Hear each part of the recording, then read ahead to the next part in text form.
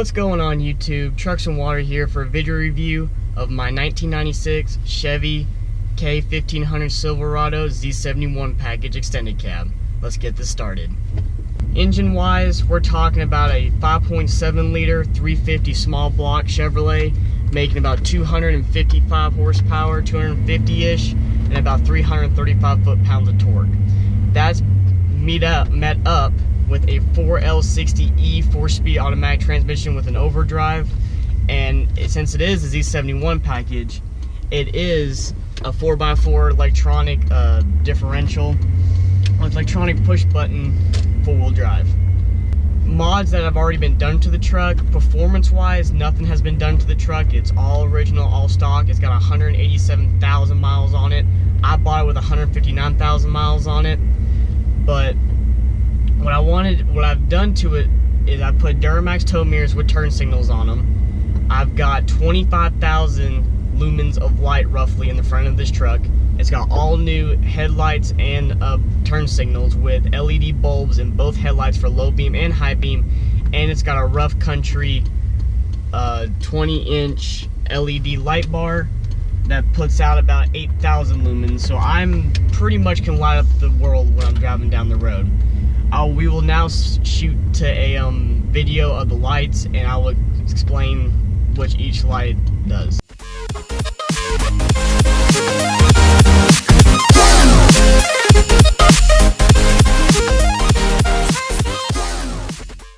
I've done an LED light bar in the back for a tail light, or a third brake signal light underneath the tailgate. It works really well. I mean, it's really bright and it does what it's supposed to do, and I could not be happier. Owning this truck, there has been a few cons. This truck, knock on plastic, has been the best truck I've ever owned. I've only owned two other vehicles besides this one, a 1996 Dodge Ram 1500 and a 2005 Nissan Pathfinder. If you all want to hear the story about the Dodge Ram, leave a like and a comment in the comment section. It's a really good story. But this truck does have some of its faults. I have had to replace the AC unit in it. That went out about 159,000 miles. I had to replace recently the radiator in it. That started to leak, so I had to replace that. And I've had to do some minor stuff to it, like some cosmetic stuff, buff, wax, all 9 yards when I first got it. And I've had to do I had to flush the radiator fluid out, redo that because it had that Dex-Cool stuff that GM put it back in the late 90s that was horrible for your engine, and I've had to put a new thermostat in it. Now, other than that, the only cons I can think of the truck that it's not the truck's fault or it's just the 90s model is mostly the interior. It's plastic. That's the 90s trucks. They were plastic. It's a really nice interior though. I've got dual bucket seats in the front and a bench in the back. The bucket seats are all powered. They have any kind of adjustment you want in them. They've got lumbar support. They've got reach. You can lean them back for. I got like an armrest right here. I've got everything I need in this truck in a 96 except for heated seats and leather. As far as other cons I've noticed, that again it's not the truck's fault, is the 4x4 system. Now, I've had to replace the differential lock in the front end in it.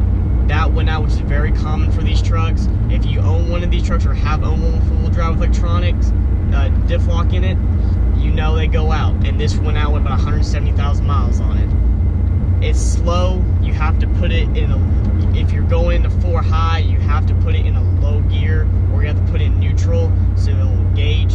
And 4x4 low, you've got to come to a complete stop and or put it in neutral for it to engage. But once it's engaged, I've driven this through mud, snow. I've climbed good sized hills with this truck in full drive and never had an issue. It's always gotten me home. No matter what the circumstance was, I've always gotten home in this truck. As far as what I wanted the future of this truck, I probably will keep it till the day I die. This is the first truck I ever bought 100% myself. I fund it myself. I pay for insurance, gas, maintenance, mods, everything. It is 100% my truck.